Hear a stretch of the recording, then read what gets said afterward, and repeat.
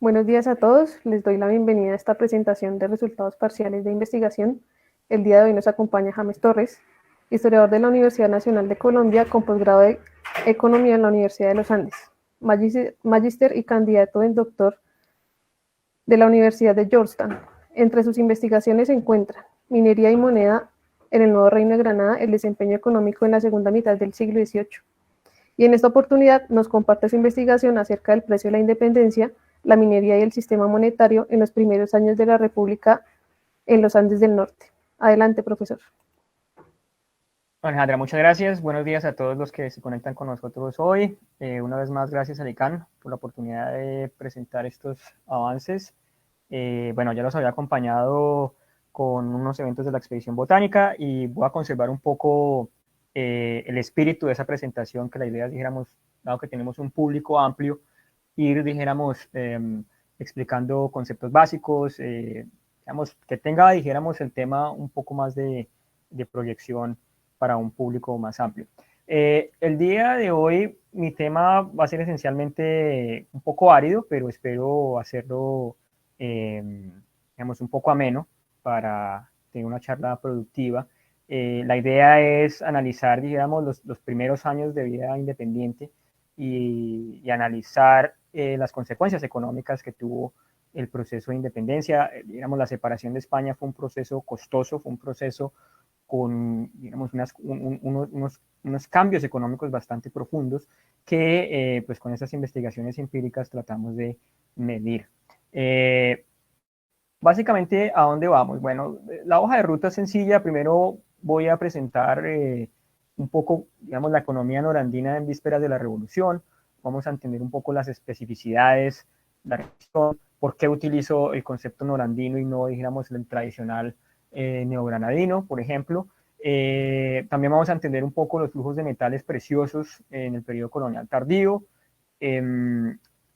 A continuación, vamos a entender la independencia, esa discusión que hay sobre la naturaleza de la historia económica y social de la independencia en los primeros años de vida independiente. Luego vamos a ver la minería, vamos a hacer ese debate, gran debate sobre qué tanto la minería sufrió o no después de la independencia. Pues la minería era el nervio de esta economía, entonces por tanto un análisis de la minería nos da un primer esbozo empírico de qué es lo que está pasando en esos primeros años.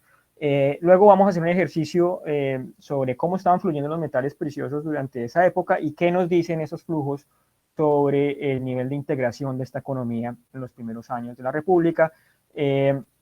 Vamos a analizar esos 30 años entre 1810 y 1840.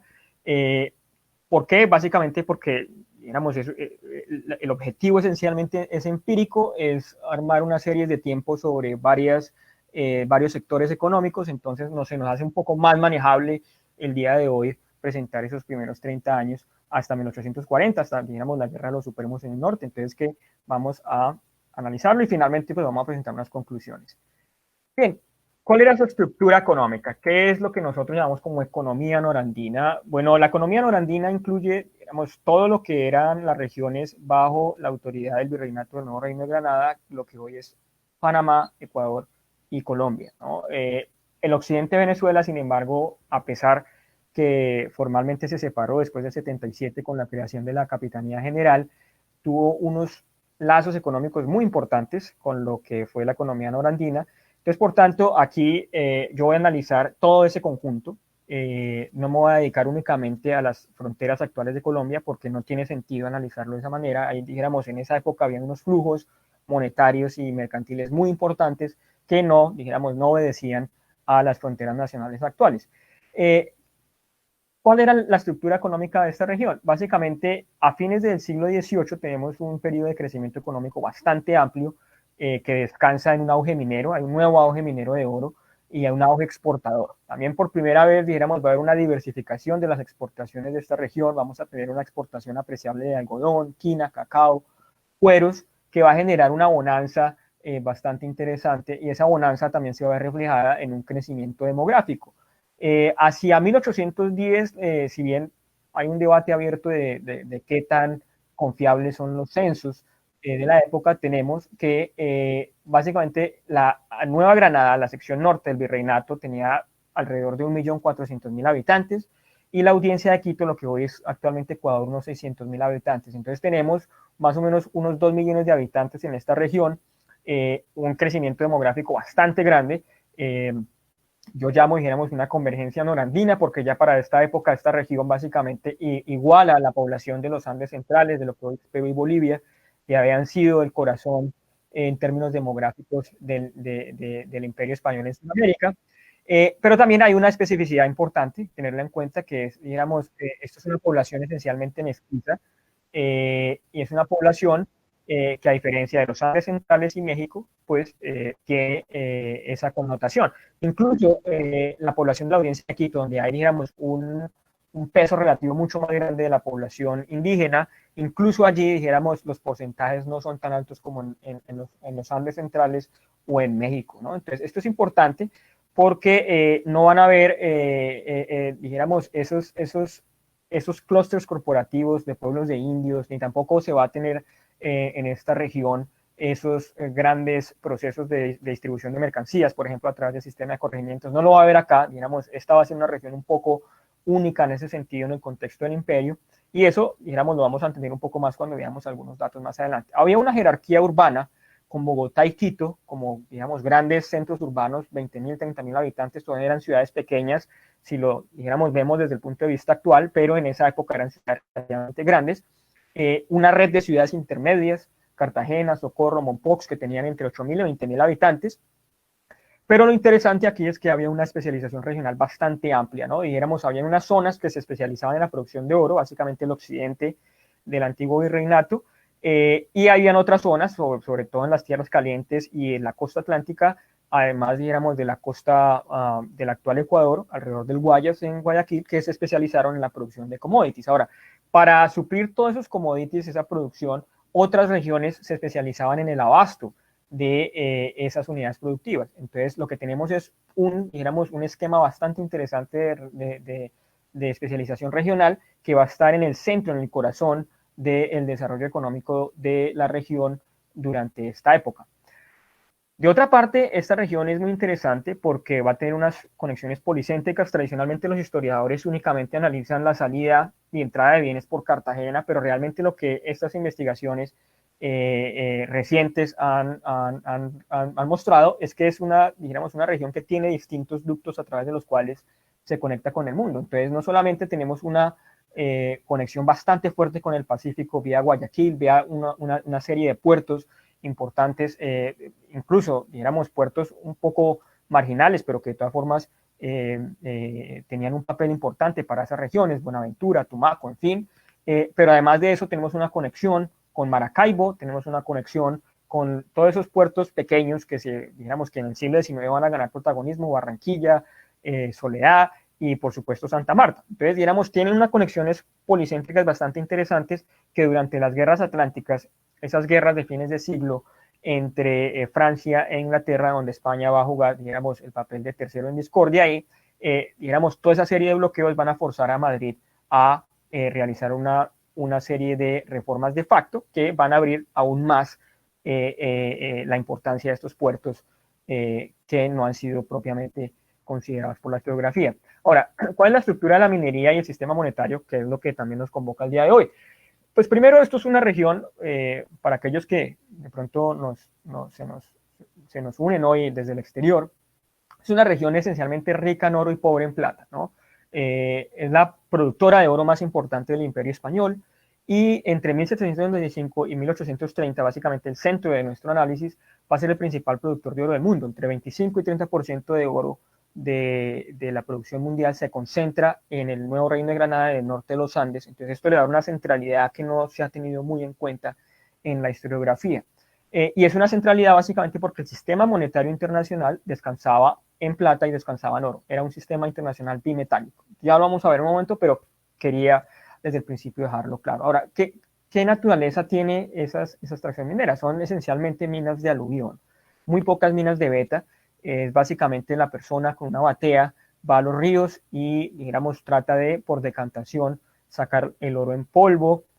Obviamente estoy simplificando acá, pero realmente ese es una de las grandes características de la explotación minera. Hay muy pocas inversiones en capital fijo, hay algunos, dijéramos, que hacen algunas represas pequeñas, hay otros que hacen desvíos de ríos, construyen canalones, pero realmente, si uno la compara con los grandes complejos mineros de la Nueva España y el centro de los Andes, pues no hay, dijéramos, grandes inversiones en socavones, tampoco hay grandes inversiones en desagües, por ejemplo. Entonces, eso le va a imprimir ciertas características específicas a la minería en la región. De otro lado, pues es intensivo en trabajo, ¿no? Es decir, aquí lo clave es los trabajadores y su experticia, más que la inversión grande en capital fijo. También tenemos dos grandes cinturones mineros, que esto es importante tenerlo en cuenta. Hay una heterogeneidad en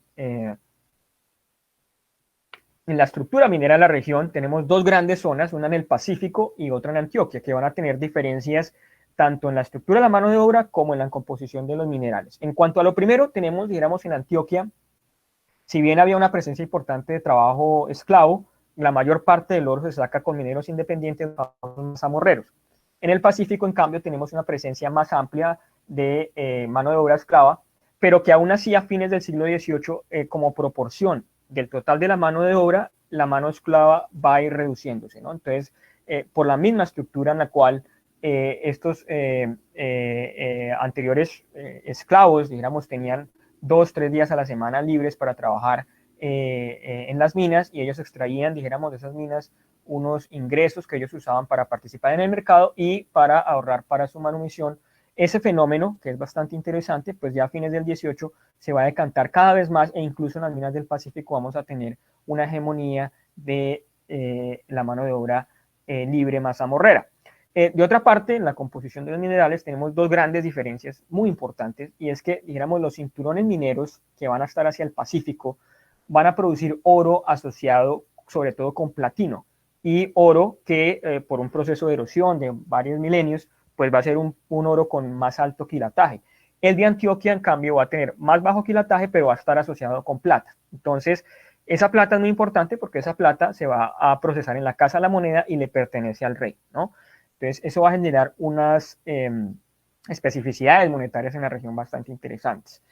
Bien, ¿qué pasa con el sistema monetario tardocolonial? Básicamente es bimetálico. Como les decía, legalmente se producían monedas de dos metales, de oro y plata, que eran de circulación legal. Ahora, hay unas particularidades neogranadinas a tener en cuenta, y es que primero, dijéramos, en contraste, por ejemplo, con la economía novohispana, que va a tener una sola casa de moneda que va a concentrar toda la emisión monetaria, en la Nueva Granada, pues hubo una descentralización más temprana. Y es, dijéramos, vamos a tener dos casas de moneda en Popayán y en Santa Fe de Bogotá, que le va a imprimir, dijéramos, una regionalización bastante interesante a la emisión de medios de pago en la región. De otra parte, tenemos que las casas de moneda, si uno las contrasta una vez más con lo que pasa en Perú y lo que pasa en México, por ejemplo, es que tenemos una emisión de monedas de una amplia denominación. Entonces, hoy, por ejemplo, cuando uno va a una tienda, ¿no?, en Colombia, imagínense ustedes donde hubiera solamente billetes de 50.000 pesos, ¿no? Eso genera toda una serie de problemas, y en la época era bastante grave porque no habían monedas de baja denominación. Entonces, si uno iba a una tienda a comprar una libra de arroz con un billete de 50.000 pesos, pues cómo me iba a dar las vueltas el tendero. En esa época lo que hacían los tenderos era emitir pequeñas fichas, pequeños signos monetarios que solamente podían ser redimidos en esa misma pulpería, en esa misma tienda. Entonces eso generaba una serie de problemas muy importantes, sobre todo en México, en relación a la concentración de la circulación monetaria. En el nuevo Reino de Granada, en cambio, vamos a tener una emisión monetaria un poco más equilibrada, donde vamos a tener emisión de cuartillos, por ejemplo, que era la moneda de baja denominación del sistema español. Entonces, por eso, dijéramos, en el nuevo Reino de Granada no es tan prevalente ese fenómeno de problemas de cambio de moneda menuda, ¿no? Lo hay, en algunas regiones lo hay, pero no es tan prevalente como sucedía en otras regiones del imperio. Bien, hay dos variables más que es importante tener en cuenta antes de embarcarnos en eso, de entender qué es lo que pasa después de la independencia, y tiene que ver con una distinción clave, y es la distinción entre monedas macuquinas y monedas de cordoncillo. Las monedas de macuquina, monedas macuquinas eran esas viejísimas monedas que aún circulaban, que la gente recortaba y que, dijéramos, por el proceso de cambio, pues ya eran, dijéramos, monedas bastante desgastadas. Entonces, realmente la diferencia entre el valor facial, es decir, entre lo que decía, dijéramos, el valor original de la moneda y el contenido total de esa plata, pues ya había sido bastante, era bastante amplio esa diferencia. Entonces, por tanto, la gente trataba de no recibir esas monedas. Había un problema bastante grande al fines del siglo XVIII en relación a los tenderos y varios comerciantes básicamente evitaban recibir ese tipo de monedas. Entonces, eso generaba una serie de problemas. Lo que hizo la corona. Bueno, ofrecemos disculpas a quienes nos estaban acompañando en la transmisión. Vamos a retomar entonces en donde nos quedamos y le damos la palabra al profesor James. Bueno, muchas gracias, Alejandra. Bueno, entonces, como les estaba comentando, hay una serie de diferencias e importancias en los tipos de moneda que circulaban en la región. Eran dos grandes tipos de moneda. Una las hacía llamadas monedas macuquinas y las otras las monedas de cordoncillo. Las monedas de macuquina eran aquellas, digamos, esas monedas viejísimas que circulaban desde el siglo XVII, digamos, que van a seguir circulando en el siglo XVIII, que el problema es que la gente las recortaba precisamente, entre otras cosas, para solucionar el problema de la falta de moneda menuda, ¿no? Entonces, si voy a pagar, dijéramos, una librita de arroz, pues lo que yo hago es corto un pedazo de la moneda y con ese pedazo de la moneda pago. Pero también hay muchas monedas que, digamos, por tanto tiempo circulando, pues se desgastan, ¿no?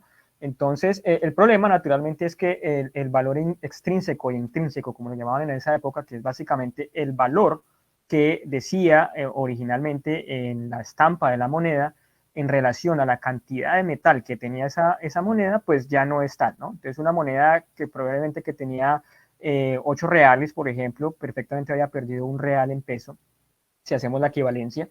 Entonces, la corona, pues para solucionar ese problema, pues había modernizado el sistema de producción de monedas y desarrolló las famosas monedas de cordoncillo. Después de varios experimentos, primero hubo un paso, dijéramos, hacia una mecanización, pero al fines del siglo XVIII ya tenemos un intento mucho más preciso de producir unas monedas de mucha más calidad que tenían un cordón al borde que evitaba que la gente las recortara. Ahora, naturalmente eso genera un problema porque estas monedas macuquinas seguían circulando y obviamente la mayor parte de la población hacía sus pagos con este tipo de monedas exportando la mayor cantidad de esta moneda, porque la cantidad de plata por signo monetario en estas monedas era más grande que en estas. Entonces, a eso se le llama, en teoría económica, ley de Gresham, las monedas malas terminan sacando de circulación a las monedas buenas, ¿no? Entonces, más adelante vamos a entender un poco esta divergencia entre ambos tipos monetarios. Ahora, vamos a explorar cómo fluían esas monedas dentro del nuevo reino. Entonces, hay una fuente bastante interesante, que son las remesas de correos. En esa época la corona ofrecía un servicio bastante barato de encomiendas, literalmente de giros de encomiendas, y esa fuente es interesante porque nos permite medir efectivamente el tipo de moneda, las cantidades de monedas y los nodos que aglomeraban la circulación monetaria. Entonces, una vez uno hace una matriz con esas informaciones, entonces uno puede, dijéramos, desplegar eso en una red. En esta red, digamos, hay 4 cosas que me gustaría enfatizar. Pues, primero que todo, dijéramos, el nivel de interconexión que hay entre las diferentes regiones. Entonces, no se trata, dijéramos, del viejo típico enclave donde el oro sale de las minas literalmente directamente a la economía atlántica, sino efectivamente hay primero una circulación bastante interesante entre las regiones. Lo otro es que, claro, ustedes ven las conexiones más importantes, es Honda Bogotá con Cartagena, obviamente para saldar la balanza de pagos internacional, pero también hay otros nodos muy importantes. Una gran cantidad del oro que produce la Nueva Granada y de las monedas que salen de Bogotá y Popayán van directa o indirectamente, terminan en Lima, ¿no? Vía Quito, ¿no? Entonces, muy interesantes esas conexiones. También hay una parte que sale vía Guayaquil, por ejemplo. Hay otra zona que sale vía Pamplona para Maracaibo. Entonces, a eso precisamente me refería con esas conexiones policéntricas que hay de la región con la economía mundial. También hay una parte que sale a Novita, al Chocó. Novita no solamente exporta oro en polvo y oro en barras para importar mercancías, sino también ellos mandan una cantidad considerable de ese oro a Bogotá y Bogotá se lo envía de vuelta en monedas de oro para precisamente luego utilizarlo para saldar sus balanzas de pago interregionales y también al exterior vía el atrato. Si vamos a la circulación de monedas de plata, tenemos unos patrones bastante interesantes. Hay unos flujos bimetálicos muy importantes. Entonces, si ustedes ven, Quito remite hacia el norte, hacia Popayán y a Bogotá, una cantidad importante de plata originalmente que viene de Guayaquil, Cuenca y por supuesto de Lima, ¿no? Entonces, hay unos flujos entonces bimetálicos, Bogotá y Popayán enviando oro al sur y Quito canalizando toda la plata que viene a inyectarse en la economía neogranadina hacia el norte. Obviamente acá hay otros clústeres muy importantes, el del Valle del Cauca, por ejemplo, ya en esta época, esta era una economía bastante dinámica, digamos, con unos mercados bastante interesantes acá, y por supuesto el eje de Medellín con Bogotá, que efectivamente Medellín empieza a importar una gran cantidad de plata que viene de Bogotá. Lo que de nuevo, eso genera, dijéramos, una serie de interconexiones con otros nodos también. Otro nodo finalmente de ingreso de plata es precisamente el que viene vía Mérida y Maracaibo, que pasa por Pamplona, que va a Bogotá. Eso es plata mexicana que entra producto de la exportación de cacao de esa zona. Entonces, bueno, al final, si ustedes ven, si ustedes agregan todos esos nodos que hemos visto hasta ahora, pues vamos a tener, digamos, una imagen mucho más de una economía mucho más interconectada, unas interconexiones regionales mucho más interesantes en la región. Bien, ahora, ¿qué es lo que pasa en la independencia? Tenemos, digamos, esas economías que se insertan en la economía mundial a través del oro, a través de la exportación de commodities y también, dijéramos, tenemos esos circuitos monetarios bastante interesantes que se dan entre las diferentes regiones del norte de los Andes. Ahora, ¿qué es lo que pasa? Generalmente cuando se analiza el periodo después de la independencia, pues hay, dijéramos, hay dos grandes visiones que han permeado nuestro conocimiento de ese periodo. Entonces, hay una que básicamente dice que realmente fueron décadas perdidas por el conflicto precisamente de la independencia y por toda la cantidad de conflictos militares y políticos que se dan después de la caída del gobierno colonial, ¿no? Entonces, generalmente los historiadores han utilizado una serie de indicadores que les dicen que hay una reducción del desempeño agregado, hay unos cálculos del Producto Interno Bruto de esa época, alrededor del 20% per cápita, una caída bastante grande, una caída del comercio exterior, una caída de la producción minera y una caída de la agricultura. En el caso de la agricultura, medida por los diezmos, por ejemplo. Pero realmente, digamos, siempre esta visión ha permeado nuestro conocimiento sobre este periodo. Entonces, precisamente ellos generalmente tienden a enfatizar la destrucción que hubo de capital fijo, el reclutamiento de mano de obra, la pérdida de la estabilidad institucional, que mal que bien el periodo colonial había habido como un periodo de estabilidad política, y por supuesto la desintegración mercantil. Entonces es en esta época donde hay esa fragmentación regional bastante amplia que uno la va a ver a lo largo del 19. Entonces ellos dicen que es la independencia la que genera todo este proceso y que por tanto los costos fueron bastante amplios. Más recientemente, digamos, otros estudios empíricos que han hecho, digamos, nuevas investigaciones, nuevas series de tiempo para entender cómo se comportaba la economía en esta época, pues han dicho que, oiga, no fue que haya habido pues un periodo apocalíptico de contracción económica y conflicto agresivo todo el tiempo, sino efectivamente hubo un estancamiento e incluso algunos dicen que hubo un crecimiento moderado. Entonces hay unos nuevos datos, por ejemplo, el profesor Adolfo Meisel del Banco de la República, en ese entonces él hizo unos nuevos cálculos de PIB donde dijéramos había más bien estancamiento, también otras investigaciones hicieron lo mismo con el comercio exterior, pero también hay dos factores que es bastante interesantes que han resaltado la literatura últimamente y es precisamente la renovación institucional que hubo, por ejemplo, la abolición de la esclavitud, todo ese periodo de esos 30 años fueron de un periodo de fermento, de reformas muy importantes que realmente los historiadores tienden a pensar que se dieron con las reformas liberales de medio siglo, pero que realmente si uno empieza a analizar empíricamente qué es lo que está pasando, ya han habido reformas bastante interesantes en diversos sectores. También pasa lo mismo con con los términos de intercambio, ¿no? Digamos, la revolución industrial permite cada vez más la importación mucho más barata de esas mercancías que eran costosísimas durante el periodo colonial, se vuelven mucho más baratas. Entonces eso genera, digamos, mejores términos de intercambio porque el oro empieza a apreciarse en relación a otras mercancías. Obviamente hubo una discusión muy fuerte en esa época, dijéramos, si era mejor cerrar los mercados y hacer, dijéramos, un intento de desarrollo industrial, pero las consecuencias claras de eso es que de todas formas la economía experimentó una bonanza bastante interesante en sus términos de intercambio. Bien, ahora, viene el problema, ¿cómo nos insertamos ahora en esta discusión? Y yo creo que ha faltado una investigación empírica mucho más rigurosa sobre este periodo, entonces eso es lo que estamos haciendo con esta investigación.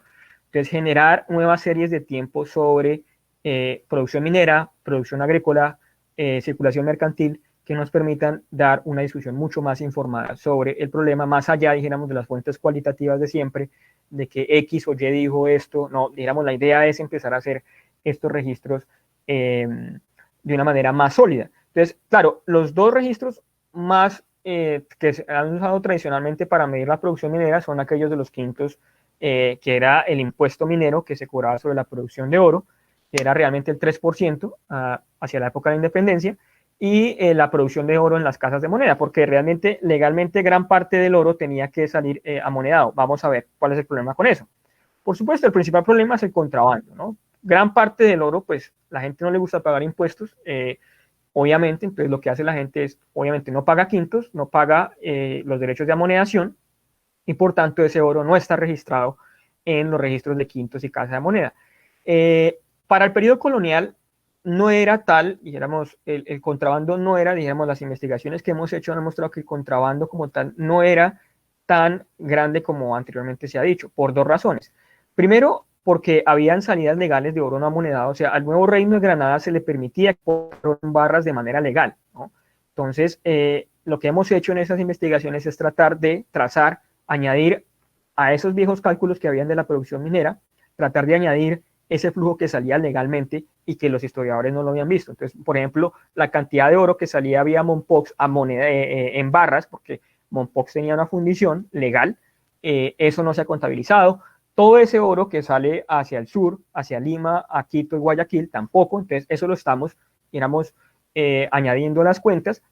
Pero sobre todo porque el periodo colonial tenía una ventaja, y es que las emisiones de moneda que hacían esas casas de moneda, la gente, los mercaderes a nivel global, dijéramos, comerciaban esas monedas con premios porque confiaban efectivamente en la calidad de esas monedas. Y si ustedes comparan la calidad de las monedas del Imperio Español con las de otros dominios en Europa, por ejemplo, la cantidad de metal fino y la calidad de esas monedas eran mucho más amplia. Entonces tenían una amplia recepción a nivel internacional, que infortunadamente esa confianza que tenían los mercaderes internacionales sobre esas monedas se pierde un poco después de la independencia, pues porque efectivamente todas estas repúblicas empiezan a emitir sus propias monedas, empiezan a emitir monedas envelhecidas, es decir, monedas con un menor contenido de metal del que se decía en la estampa. Entonces, eso genera, digamos, todo unos desafíos a nivel internacional. Entonces, claro, se genera un costo de oportunidad más alto y por tanto unas tasas de contrabando más altas. Por otro lado, hay otro aspecto institucional muy importante, que es la creación de la Casa de Moneda de Quito en 1832. Entonces, gran parte de ese oro, que antes iba únicamente a Bogotá y a Popayán, pues ahora va a Quito también. El problema es que los historiadores colombianos pues no miran hacia el sur, pues por tanto todo ese oro que va quintado hacia Quito, pues no se contabiliza tampoco. Entonces tenemos que agregar esas emisiones monetarias en el sur para así naturalmente entender la producción minera en esa época. También hay un cambio importante en la carga tributaria, y es que las autoridades republicanas reducen ciertos impuestos. Entonces eso genera también, eso altera efectivamente la tasa de evasión tanto de los quintos como en la Casa de la Moneda. Bien, veamos este problema un poco con algunos datos. Las acuñaciones en la Casa de Moneda de Popayán.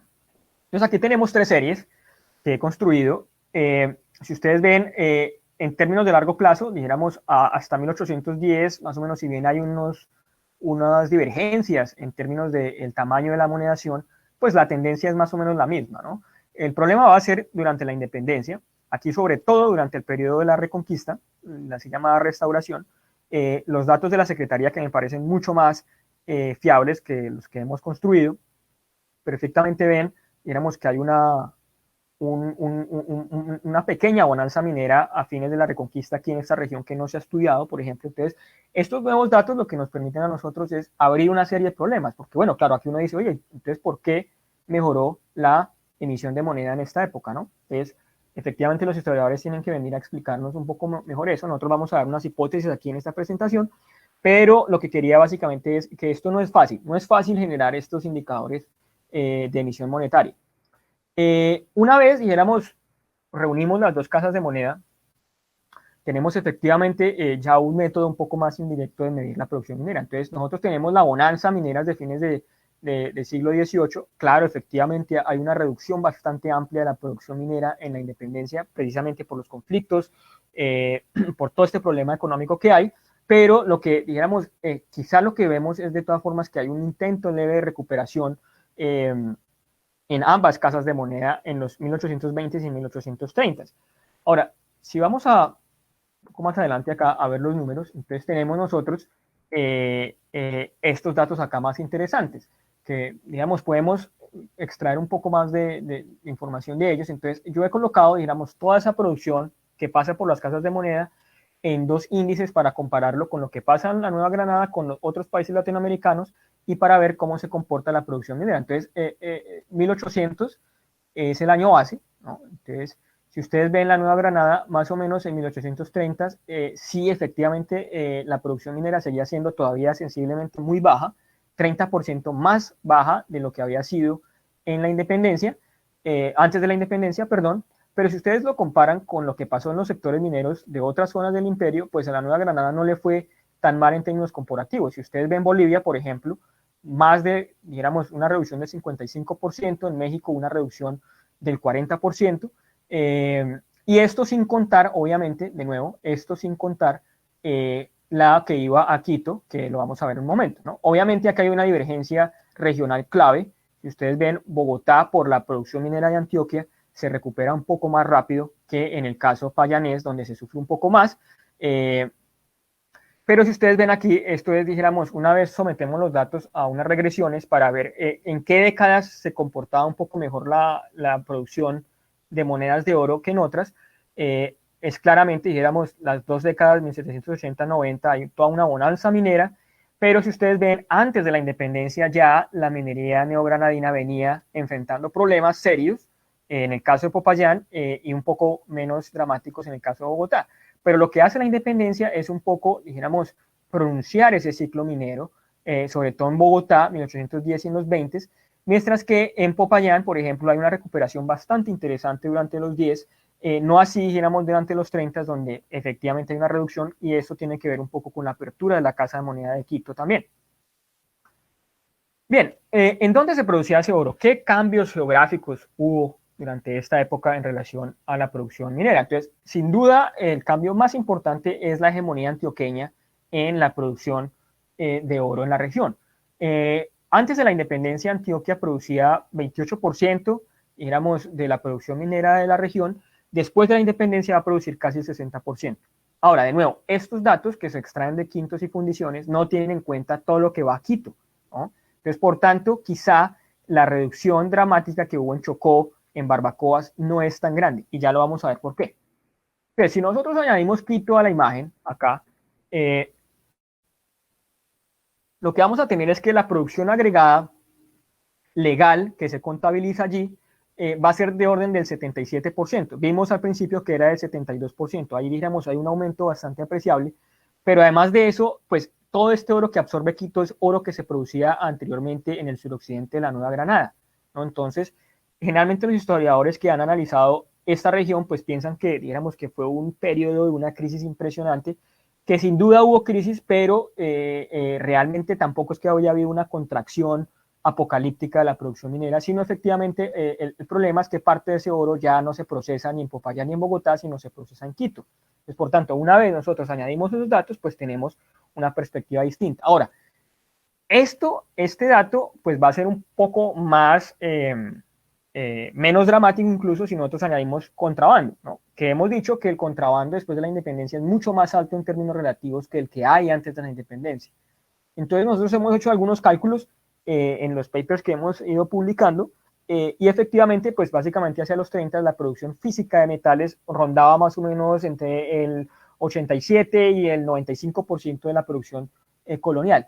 En otras palabras, sí, efectivamente hubo una contracción, la independencia, dijéramos, causó mucho, dijéramos, problemas a nivel económico, pero la recuperación fue un poco más rápida de lo que antes se ha pensado, ¿no? Generalmente antes los historiadores pensaban que la recuperación minera se da en los 50, 60, ya dijéramos en otro contexto totalmente distinto, pero lo que vemos es que hay una recuperación anterior a esa que falta estudiar. Ahora, hay otro movimiento bastante interesante que se produce después de la independencia y es el aumento de la producción de monedas de plata, ¿no? Hemos dicho que, antes de que se nos cayera la conexión, que dijéramos, la producción minera de plata es bastante poca.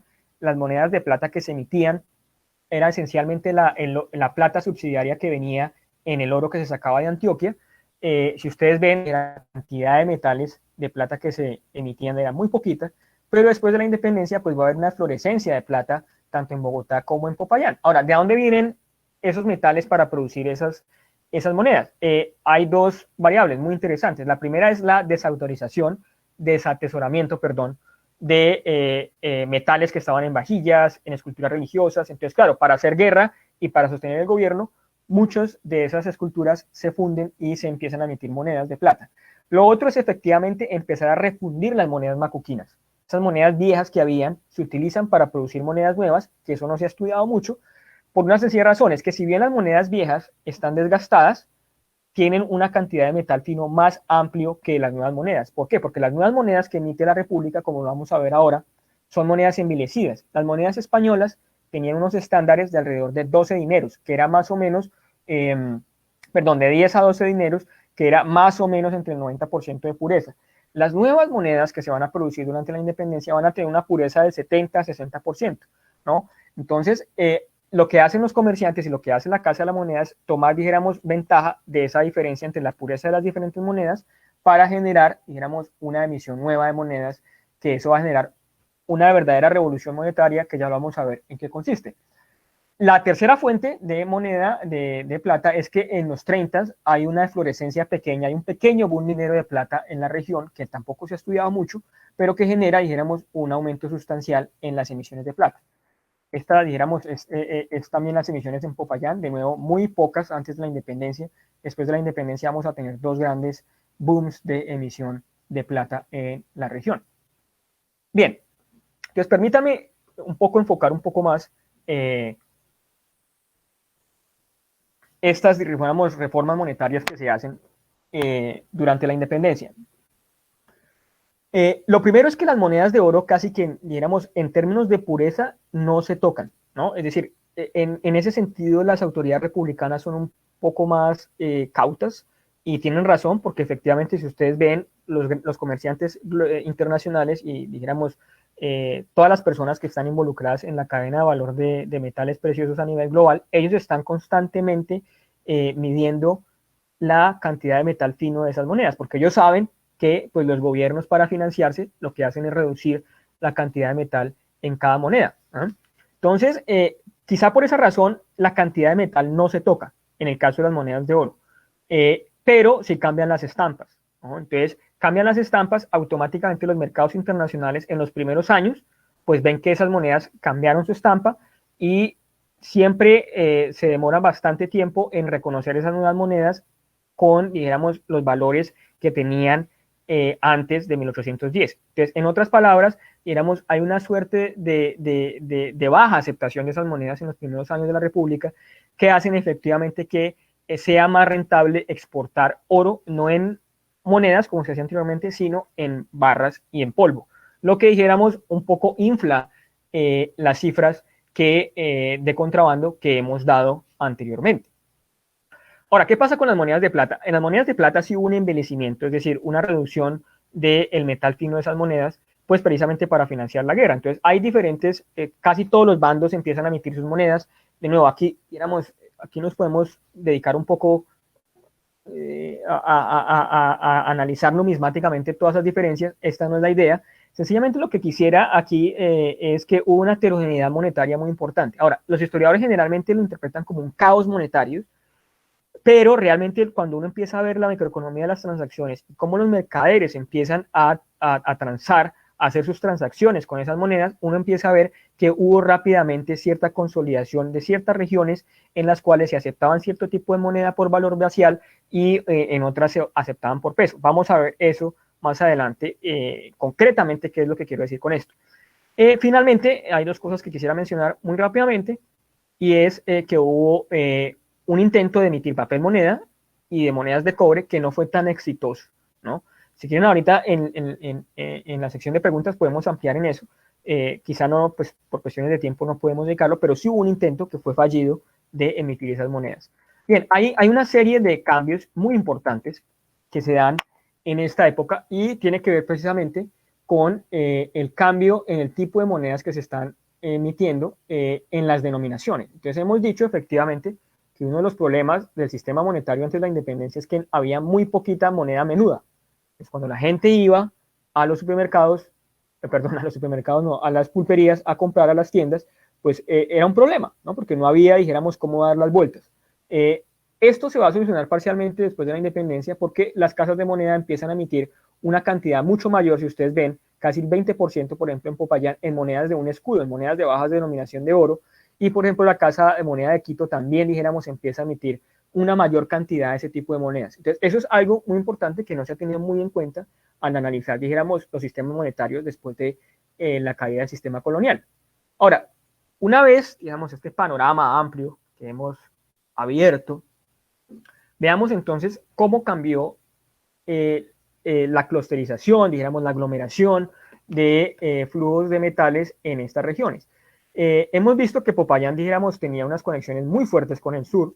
Entonces, estas nuevas redes que también se construyen con el sistema de correos de encomiendas, lo que nos dicen es dos cosas. Primero, dijéramos, la entrada de doblones a Popayán y la salida de doblones a Popayán, ¿no? Dijéramos, aquí los nodos están, el tamaño de cada nodo indica la importancia de cada uno de los mercados hacia donde se dirigían monedas de oro que salían de Popayán, ¿no?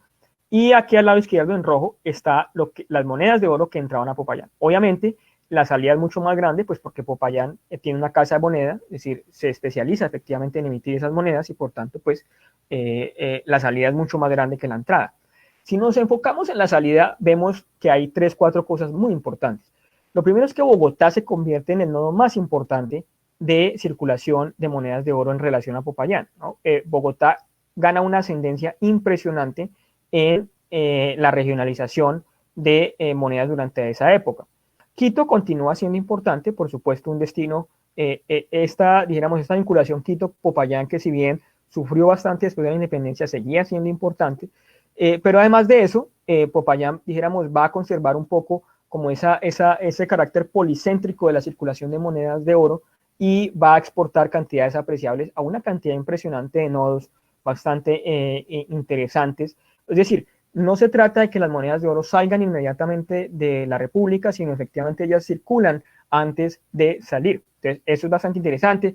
También las zonas mineras, por ejemplo, del suroccidente, absorben cantidades importantes de monedas de oro, lo que quiere decir que hubo una reactivación bastante temprana de esas zonas mineras, que lo vamos a ver también en el caso de los escudos, ¿no? Las monedas de oro de baja denominación. Entonces, si ustedes ven, estas zonas mineras que supuestamente estaban en una crisis permanente, pues van a estar absorbiendo monedas de oro en cantidades bastante apreciables desde Popayán, particularmente Barbacoa, Cisco Andé, Novita, Quibdó. Tenemos, digamos, esa reactivación de esos nodos, esa reactivación temprana de la minería y los mercados en el suroccidente, que obviamente todas estas moneditas que están ahí, pues van a circular dentro de esas regiones, pero van a terminar en Quito y van a terminar en Lima, ¿no? Bien, ¿qué pasa con la plata? Entonces, si Popayán libera una cantidad impresionante de monedas de oro hacia Bogotá, Bogotá libera hacia el suroccidente monedas de plata, ¿no? Esto es muy importante porque si bien Quito va a seguir conservando su posición, mandando monedas corrientes, monedas macuquinas hacia el norte, pues realmente lo que va a haber es una cantidad, o sea, Bogotá se va a colocar cada vez más al centro de los circuitos monetarios de la República. O sea, parece ser que Bogotá, dijéramos, en este nuevo panorama republicano, va a consolidar su papel como mercado monetario de la República. Obviamente, esto falta investigarlo un poco más, pero la evidencia va hacia allá. Ahora, Popayán también libera plata, dijéramos, nodos, por ejemplo, Barbacoas, y esto de nuevo es importante porque si Barbacoa se está absorbiendo cantidades importantes de plata, quiere decir que hay unos mercados ahí que están generando demanda por esa plata y por tanto no es tan cierto de que la región haya caído en una permanente crisis o estancamiento. Si vamos a ver moneda de plata fuerte, es decir, moneda de cordoncillo que están emitiendo en diferentes regiones, por ejemplo, la conexión Popayán con el sur sigue muy fuerte. Guayaquil, por ejemplo, se convierte en una fuente muy importante de plata para esta región, particularmente pues porque Guayaquil tiene el acceso a plata mexicana a través de su mercado de exportación de cacao, ¿no? Esa plata, obviamente, parte se queda en la región de Popayán, pero otra parte la disemina Popayán hacia el norte, particularmente hacia Neiva, por ejemplo, hacia zonas también que están creciendo, a las zonas mineras propiamente dichas también. Bien, esta gráfica lo que nos dice es, esto falta por investigarlo un poco más, pero quería traerlo a colación, y es que todas esas monedas que hemos visto a nivel agregado en las redes, pues tiene un colateral acá muy importante, y es que son diferentes tipos de moneda. Ahora, la evidencia dice que, la evidencia que hemos analizado, tanto estos documentos del sistema de correos como de las notarías, como de documentos privados de comerciantes, lo que dicen es que había una heterogeneidad monetaria, pero que había ciertas regiones que se especializaban en absorber ciertos tipos de moneda, ¿no?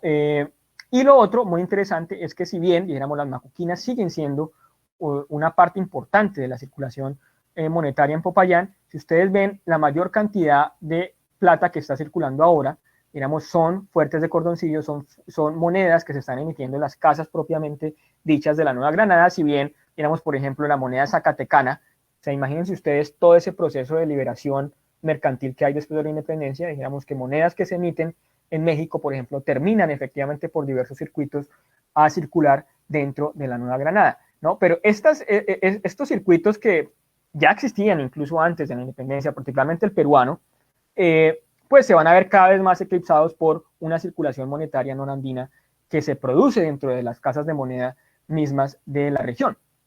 Bien, vayamos a Bogotá para ver, bueno, digamos, esta centralidad de Bogotá cada vez más evidente, ¿no? Es decir, tenemos que Bogotá básicamente, pues, tiene una conexión muy fuerte con una cantidad impresionante de nodos.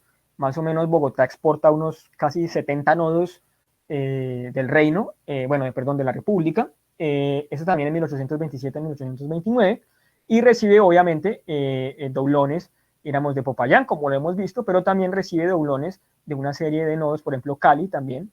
Cali no tiene casa de moneda, pero Cali absorbe ese oro, como hemos visto en el periodo colonial, por sus conexiones de comercio con otras zonas, ¿no? Entonces, hay una circulación permanente reticular de ese oro que va a llegar a Bogotá. Bogotá naturalmente tiene casa de moneda y emite pues sus propias monedas, pero miren hacia dónde va. Claro, Cartagena retoma su posición como puerto, digamos, hegemónico, pero si ustedes suman toda esta cantidad de oro que circula por otros nodos, pues ustedes ven de nuevo ese carácter policéntrico que tiene la circulación de metales en esta época, particularmente en Medellín. Medellín se convierte efectivamente en un mercado de doblones muy importante. Santa Marta, por supuesto, lo sigue siendo, pero además la conexión Maravina vía Cúcuta, por ejemplo, sigue siendo muy, muy interesante.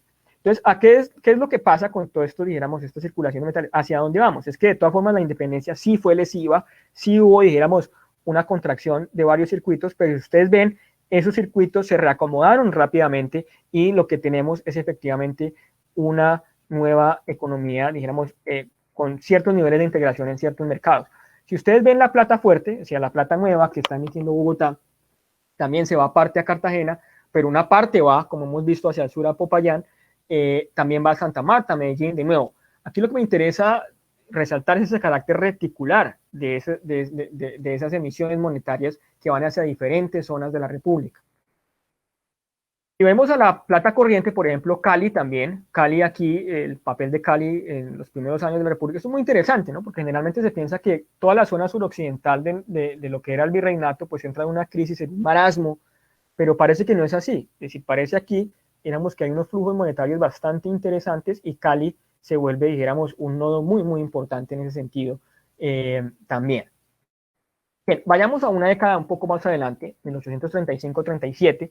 Esos años son interesantes porque son años de paz, es decir, son unos años en que la Nueva Granada goza, dijéramos, de una consolidación bastante interesante que no se ha explicado.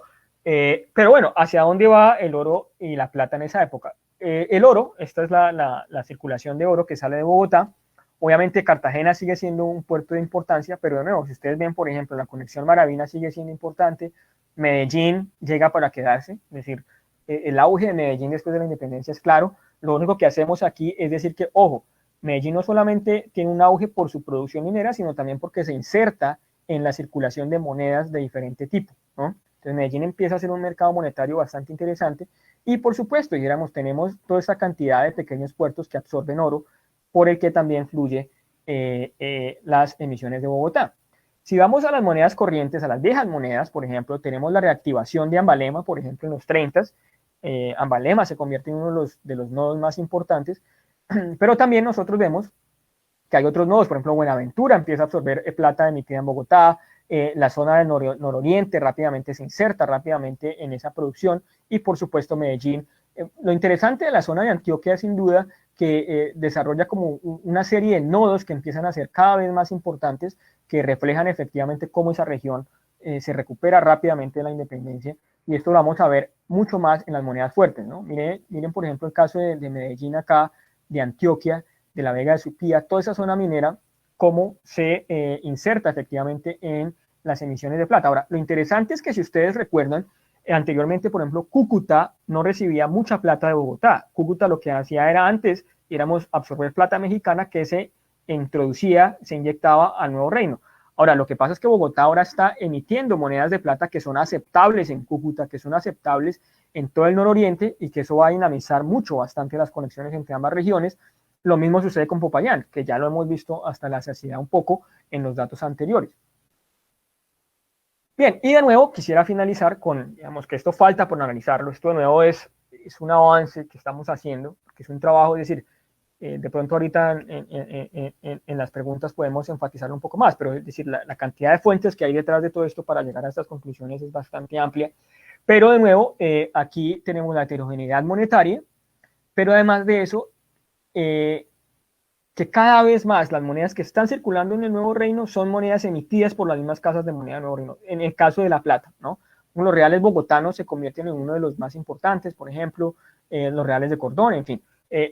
Eso quería, dijéramos, enfatizarlo un poco porque, de nuevo, o sea, se ha hablado como de esa heterogeneidad, de ese caos monetario que hay al principio de la independencia, pero no se ha medido realmente la composición metalífera, la composición de la oferta monetaria de esta época. Entonces, esta es como la apuesta que tenemos en esta investigación también. Bien, consideraciones finales. Sin duda, termino con este mensaje y es la importancia de investigaciones empíricas, ir a los archivos, ir sacando toda esta cantidad de datos para dar una discusión un poco más informada de la época. Cada vez depender mucho menos, digamos, de los informes ministeriales, depender cada vez menos de fuentes cualitativas, sino meternos realmente a construir nuestras propias bases de datos, enfatizar un poco esos ciclos de la economía colonial y republicana. Hemos visto que la economía colonial crece, pero antes de la independencia, en los últimos 10 años, hay como esa contracción importante que hay que seguir investigando. La economía republicana sí tiene una contracción importante en los primeros años, pero se recupera relativamente rápido. Obviamente esa recuperación es regionalmente distinta, pero es necesario seguirla haciendo. Igualmente hay una circulación monetaria bastante intensa, bastante interesante que hay que seguir discutiendo. Hay unos mercados monetarios, hay unos nuevos clústeres, unas nuevas aglomeraciones alrededor de algunas regiones que hay que seguir investigando, pero de nuevo detrás de esas aglomeraciones hay unas lógicas y hay unas, dijéramos, eso nos ayuda a nosotros a entender, dijéramos, qué regiones se están conectando de diversa manera y cómo anteriormente conexiones que los historiadores que pensaban que se habían, dijéramos, desaparecido después de la independencia, lo que realmente es que hay una serie de desviaciones, hay unas nuevas rutas, hay unas nuevas innovaciones institucionales que permiten a los metales seguir circulando, pero por diferentes circuitos. Y de nuevo, dijéramos, lo que falta por investigar es redes comerciales de larga distancia, ¿no? Es decir, cómo hacían esas monedas de plata desde México, desde los centros de los Andes para llegar a la Nueva Granada y viceversa, cómo hacían esas monedas neogranadinas que iban hacia Lima, Guayaquil, todos esos mercados en el Pacífico que obviamente no se quedan ahí, sino más adelante van a Valparaíso, van a Europa, en fin. Entonces, hace falta por hacer investigaciones en ese sentido, y bueno, esto era lo que quería compartir con ustedes. Bueno, James, te damos las gracias por tu conferencia y en este momento abrimos el chat para quienes desean hacerte preguntas. Mientras nuestros asistentes se siguen comunicando con nosotros, me gustaría que profundizaras un poco más sobre el tema de las rutas, principalmente, por ejemplo, con el tema de los puertos y el protagonismo de algunas ciudades. Lo enfatizo, por ejemplo, en el caso de la ruta que sale del río Cauca, que tiene que ver con Cáceres, Magangué y que dirigen hacia Santa Marta, sobre todo en este periodo de tiempo, más o menos señalado entre 1816 hacia los 30, que es cuando en la presentación se empieza a ver como un auge de las salidas monetarias según tu presentación. Ok, bueno, ¿respondo una por una o recogemos algún...? Ok, hay una segunda pregunta que la hace William Osorio y es, ¿qué sentido práctico tiene la historia republicana y para qué sirve? Ok, bueno, empiezo con tu pregunta. Es una pregunta muy interesante porque si ustedes ven, dijéramos, en las primeras redes que presentamos, es muy interesante porque toda esa zona del Bajo Magdalena es una zona de circulación monetaria bastante amplia por dos razones. Primero, porque hay unos, digamos, hay unos circuitos mercantiles que conectan toda la producción que viene del norte de los Andes y de todas, dijéramos, de las vertientes cordilleranas que van hacia la costa también, pero además de eso, Mompox hace de pivote entre la producción textil y agrícola que viene del nororiente, que va a terminar en Antioquia, ¿no? Entonces, eso durante la época colonial, dijéramos, hacía que hubiese un protagonismo muy interesante de esa región y, por tanto, digamos, si bien hay una circulación de mercancías, a esa circulación de mercancías la acompaña una circulación de metales y que tiene que ver también con la presencia de una fundición, como les comentaba, en Mompox, ¿no? Que eso se ha estudiado muy poco. Digamos, Mompox tiene una fundición que procesa una gran cantidad de oro y ese oro sale en barras legalmente hacia el Atlántico. ¿Qué es lo que pasa con la independencia? La independencia debilita mucho a Mompox y la debilitan dos razones. Primero, quitan la fundición, ¿no?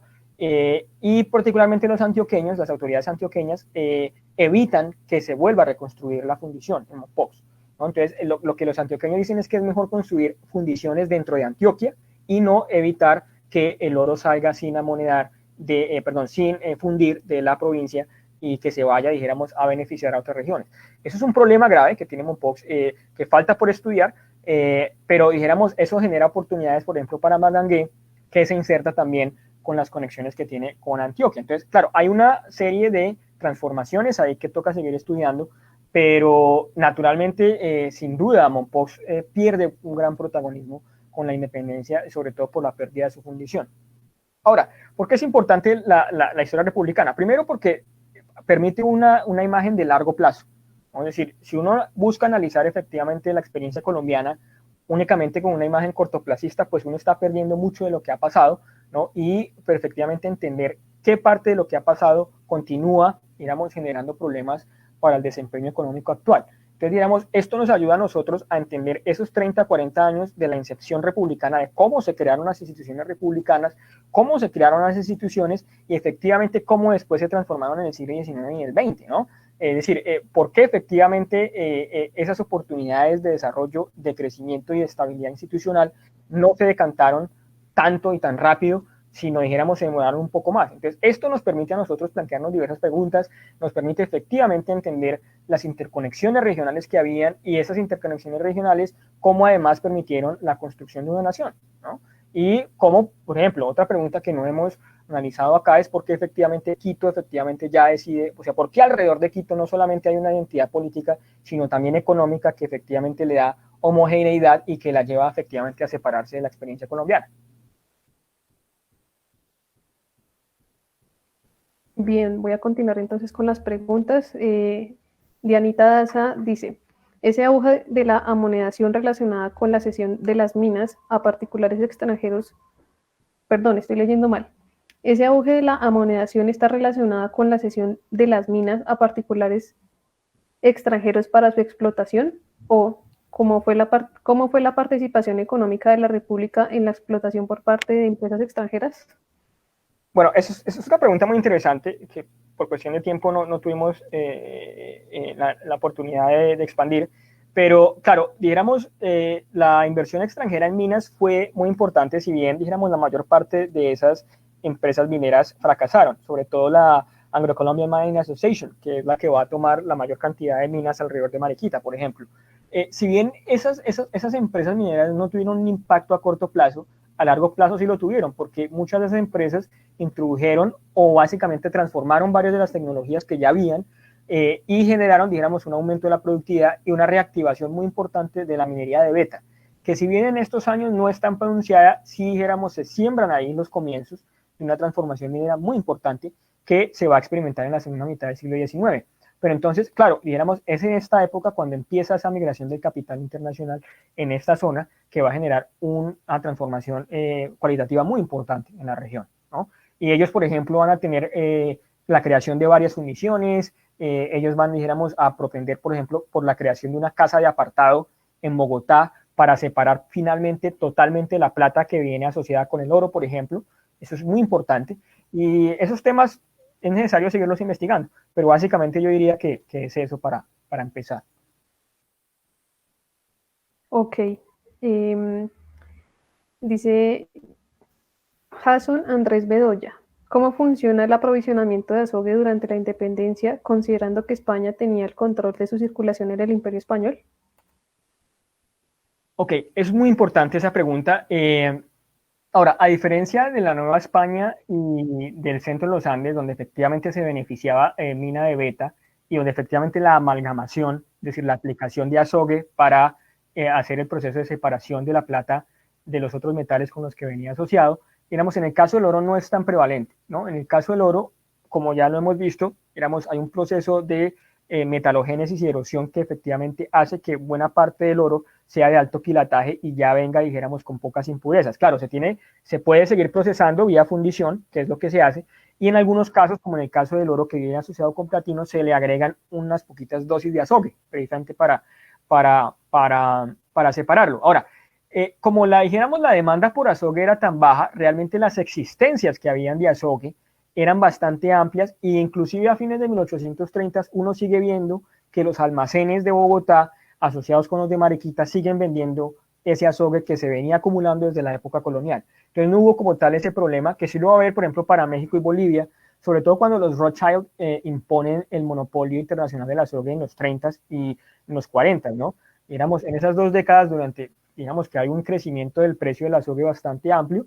Digamos, la Nueva Granada no lo sufre tanto en ese sentido, porque dijéramos las reservas de azogue que habían eran suficientes para suplir la demanda que había por ese metal para la producción de oro y hasta cierto punto para la producción de plata. Bien. Mari Corrador dice, hola James, hablaste de los esclavos mazamorreros a finales del siglo XVIII, pero ¿hay influencias de las leyes de manumisión en la producción de oro y plata entre 1720 y 1750? Bueno, gracias por la pregunta. Es bastante interesante, ¿no? Porque, digamos, la literatura generalmente dice que una vez, digamos, se dan estas leyes de manumisión, es un golpe bastante fuerte que se le da a la minería, sobre todo en el suroccidente, pues porque efectivamente desestructura un poco el sistema esclavista que había mantenido un poco a flote la producción minera. La cuestión es que pues estas investigaciones han mostrado precisamente que no solamente la prevalencia de mano de obra libre en las zonas esclavistas ya había empezado antes de la independencia, sino también, digamos, los arreglos laborales que hay entre esclavos y amos son bastante complejos, ¿no?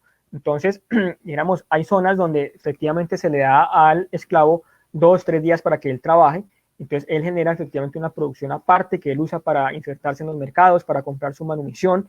Pero además de eso, eso genera que una vez todas estas leyes salen, los esclavos, cuando se libertan, sea vía económica o sea vía por estas leyes, ellos no abandonan la producción minera, ellos siguen siendo, dijéramos, productores de oro. Y lo que vemos con esta evidencia es que todas estas monedas de oro que van hacia esas zonas están alimentando mercados que sin duda muchos de esos mercados son sostenidos por el consumo de estos libertos, ¿no? Entonces es muy interesante, falta por seguir estudiando, pero al menos dentro de la evidencia que hemos colectado es claro que no hay como tal, digamos, un retraimiento de esa población que anteriormente era esclava hacia una economía natural, sino efectivamente ellos siguieron participando activamente en la producción minera y en la producción mercantil.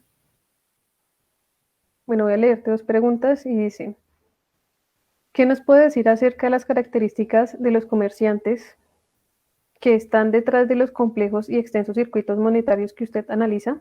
Y la segunda es, ¿qué impacto tuvo el sostenimiento del Ejército Libertador en cuanto a los flujos de los circuitos monetarios?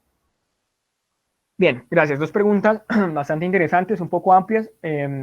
La primera tiene que ver con los comerciantes. Esas redes, dijéramos, que hemos visto acá, esas redes, dijéramos, de circulación de metales de oro y plata, pues son redes que son alimentadas por redes comerciales, ¿no? Es decir, grandes, dijéramos, conglomerados de comerciantes que tienen agentes en diversos mercados y que constantemente están evaluando las condiciones de mercados lejanos. La ventaja con los metales preciosos es que su valor en términos de su peso y volumen, dijéramos, permite efectivamente su traslado a mercados lejanos. Entonces, claro, eso genera que uno tenga, cuando, digamos, en estas investigaciones que hemos hecho de comerciantes, es cómo estos comerciantes, pues tienen, dijéramos, gente que les está monitoreando, por ejemplo, en Bogotá, gente que les está monitoreando el mercado en Lima, gente que les está monitoreando el mercado en Maracaibo, gente que les está monitoreando el mercado en el Caribe, en Veracruz, en La Habana, en Jamaica, ¿no? Entonces tenemos esas redes. Ahora, esas redes se sobreponen a redes familiares, se sobreponen a redes de paisanaje, en fin, que hay que seguir estudiando, pero lo que indica esta investigación es que esas redes que se habían decantado durante la época colonial se transforman durante la independencia y se conservan en cierto sentido. Es decir, no es que dijéramos la independencia haya efectivamente cortado del todo con esas redes. Se siguen sosteniendo y esas redes son las que sostienen esos flujos grandes que hemos visto. Por ejemplo, sigue yendo oro por la vía del Pacífico a Guayaquil, a Quito, sigue yendo oro hacia Maracaibo y por supuesto esas redes que se abren hacia el Caribe, hacia Jamaica, que siguen siendo muy importantes.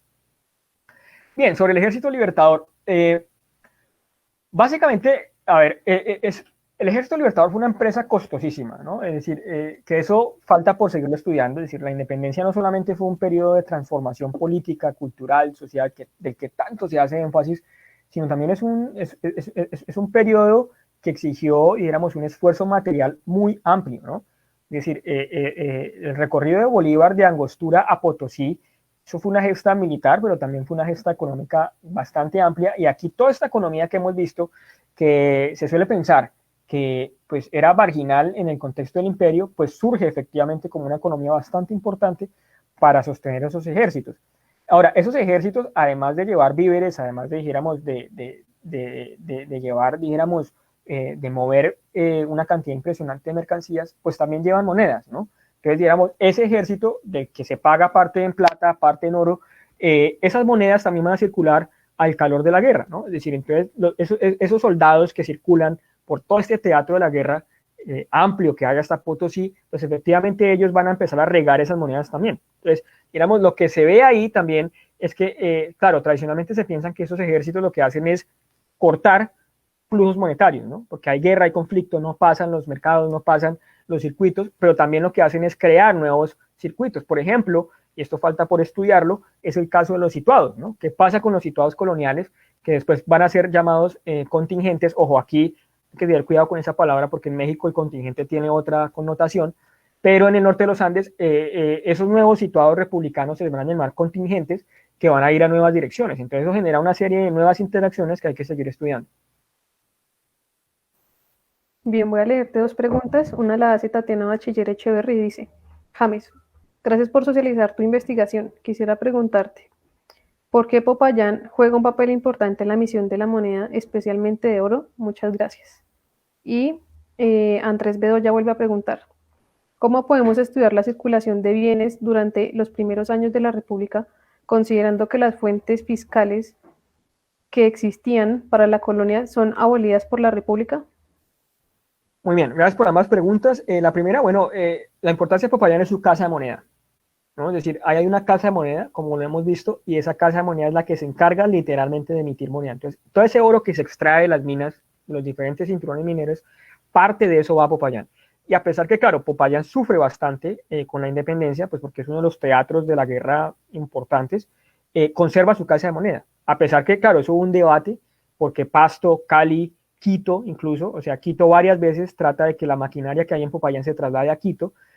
Todas esas ciudades están peleando esa casa de moneda durante la independencia y tiene que ver precisamente con eso, porque es la casa de moneda la que permite efectivamente absorber parte de esos metales que están fluyendo. Entonces es precisamente esa centralidad de la casa de la moneda la que hace que Popayán tenga cierta resistencia a decaer, como se ha visto durante los primeros años de la República. Digamos, la casa de moneda sigue constituyendo una variable muy importante en esa región. Ahora, las fuentes.